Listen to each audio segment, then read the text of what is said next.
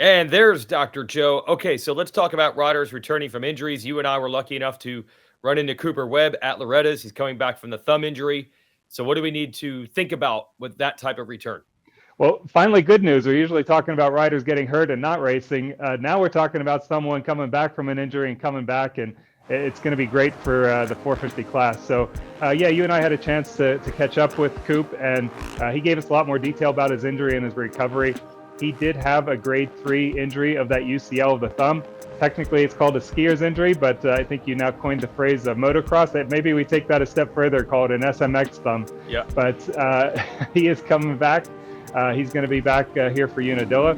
He looked great. The scar looked healed. He said he's been doing quite a bit of stuff to take care of that. He's feeling strong on the bike and excited to get back out there.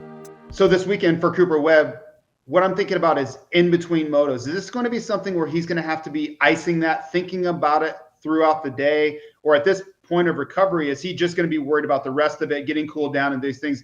Just that recovery part, is it still going to be a process or a factor as the race day goes on? Yeah, most likely both. The normal recovery in between motos, that's going to be the primary concern. The thumb will be a little bit sore. This is his first competitive race back. He's been back on the bike for a few weeks now riding.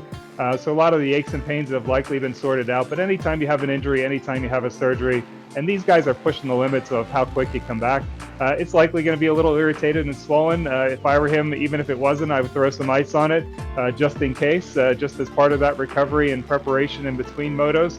But yeah, I would expect it to be a little bit sore as the day goes on and he's out there competing at the front of the pack. All right, yeah, and it's a little gift for us too, right? Because we get more talent back on the track more quickly, and it should be fun this weekend. And we'll talk to you next week, Dr. Joe.